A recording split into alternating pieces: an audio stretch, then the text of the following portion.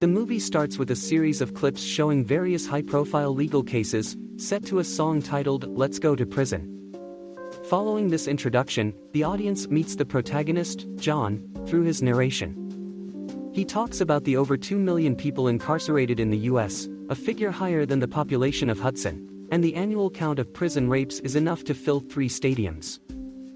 The film then shifts to show John, freshly released from prison, purchasing a firearm. Continuing his voiceover, John reveals his history of 3 imprisonments. The first time, at the age of 8, John attempted to steal a car from a news reporter, which contained a $1 million check for an interviewee. He was caught trying to cash this check and was sentenced by Judge Nelson to 7 years in juvenile detention. The judge's harsh words during sentencing seemed to fuel John's criminal impulses. In the second flashback, John is shown attempting to rob 2 armed officers, only to be apprehended and sentenced again by the same judge, this time to an additional 4 years.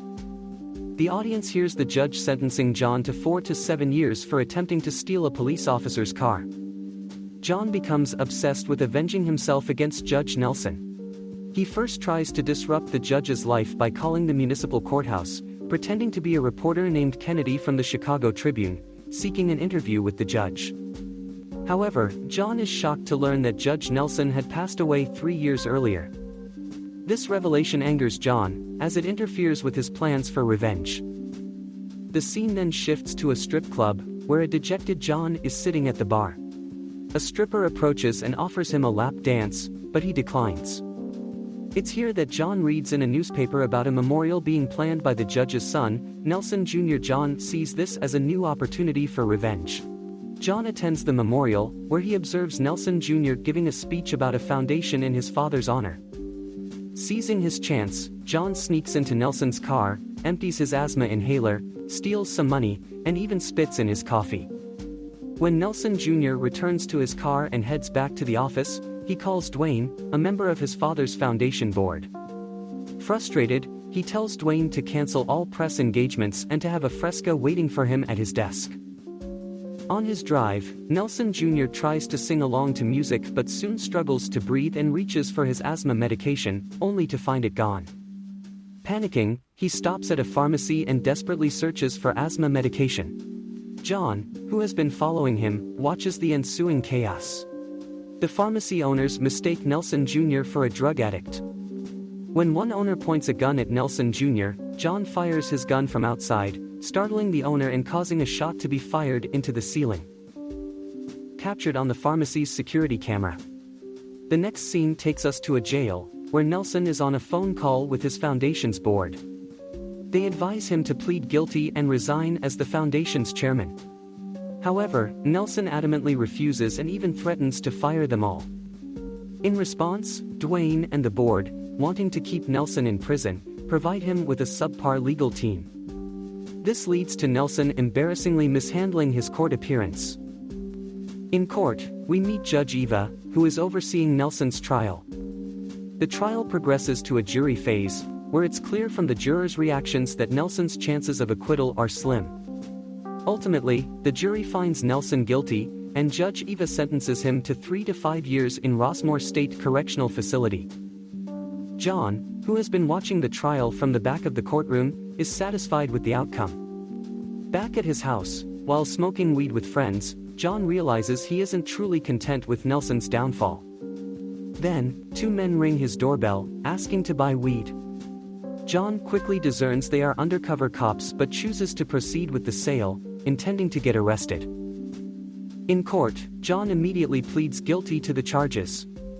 Judge Eva, presiding over his case as well, sentences him to 3 to 5 years in Rossmore State Correctional Facility, the same prison Nelson is sent to. Upon their arrival at the prison, John introduces himself to Nelson. They talk, and John suggests they become cellmates. As they line up, the warden addresses the new inmates with a humorless joke, asking those who claim innocence to raise their hands for release. One prisoner naively does so, prompting the warden to signal a guard to discipline him. The warden then sternly warns the inmates and introduces the head guard, Mr. Shanahan. As cell assignments are made, John discreetly bribes an officer to share a cell with Nelson. In their cell, Nelson, overwhelmed by his new reality, breaks down in tears. John tries to offer some comfort, advising him to be strong to survive in prison. Another inmate hands John his mail, and through a voiceover, John informs the audience about the high cost of incarceration, amounting to approximately $54 per inmate per day, which totals around $75 million daily and $28 billion annually. During lunch, John educates Nelson about the unofficial hierarchy within the prison, pointing out Leonard, the leader of the most dominant and feared group. At 12:15, a shocking event occurs as Leonard stabs another man at the same lunch table as John and Nelson. When Mr. Shanahan inquires about the assailant, Nelson, in a panic, implicates Leonard, creating a rift between him and John. Back in their cell, John, while appearing to be upset with Nelson for snitching, secretly encourages him to do so. In the shower room, a frightened Nelson is afraid to drop the soap.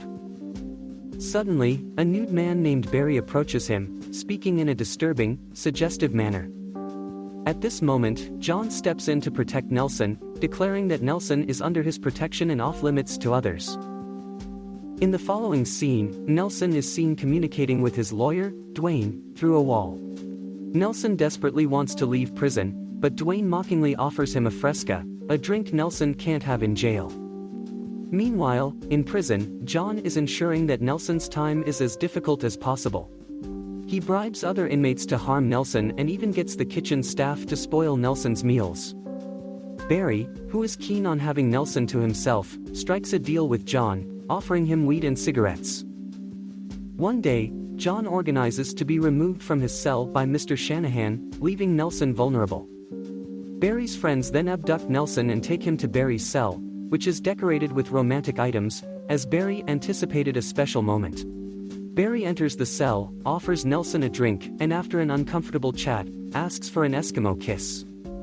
However, he eventually sends Nelson back to his cell. The next morning, as Nelson writes to his pen pal about his ordeal, he is warned by another inmate that Leonard, recently released from solitary confinement, is plotting to kill him. Nelson hopes that by talking, Leonard might spare his life. John, aware that speaking to Leonard could be dangerous, advises Nelson to do it anyway. As Nelson cautiously approaches Leonard, he listens for a moment before Leonard unexpectedly attacks him with forks, commanding Nelson to sit. Despite the pain, Nelson hears Leonard out. Leonard reveals his intention to murder Nelson using a hammer, the same method he used on his father. John then presents Nelson with three grim choices: take his own life, wait for Leonard to do it, or opt for solitary confinement. Choosing the latter, Nelson is soon framed by John for assaulting a guard, resulting in his confinement in solitary. After only 2 days in solitary, Nelson is released, still fearful of Leonard. After much deliberation, Nelson decides to commit suicide. He acquires boat cleaner from another inmate and pens a very inappropriate letter to his pen pal, who turns out to be a young boy in the 2nd grade. The film then shows the boy naively reading Nelson's explicit letter to his class.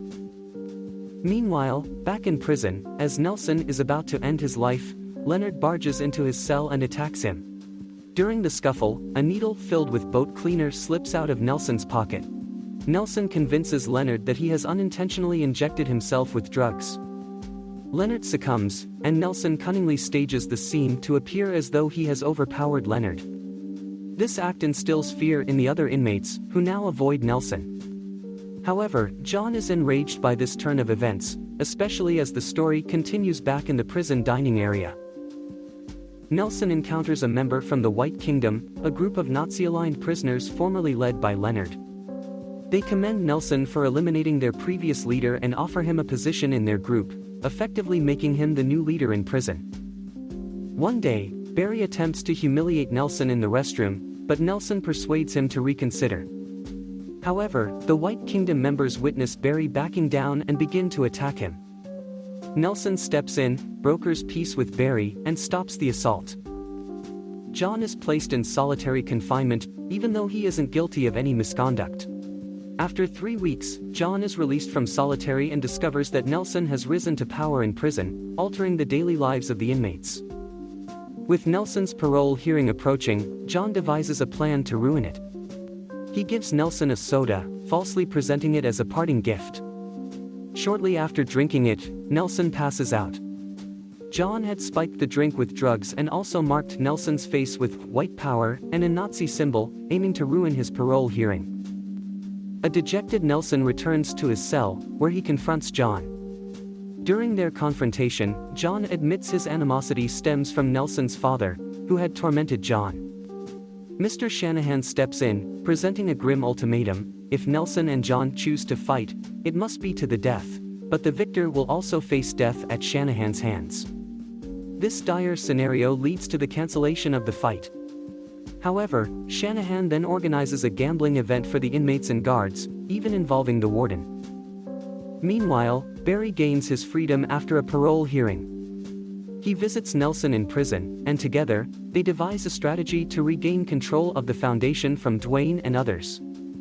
With Barry now adopted by Nelson, he becomes qualified to take the position of chairman of the board.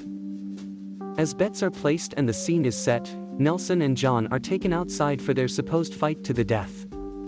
In a fierce battle, both prisoners reveal needles supposedly filled with lethal doses and inject each other. They collapse, and a doctor declares them dead. At the funeral, Barry waits until everyone leaves before he begins unearthing Nelson's grave. Astonishingly, Nelson emerges alive from the coffin, revealing that he, John, and Barry had been conspiring to escape the deadly confines of prison. John is also found alive in his casket.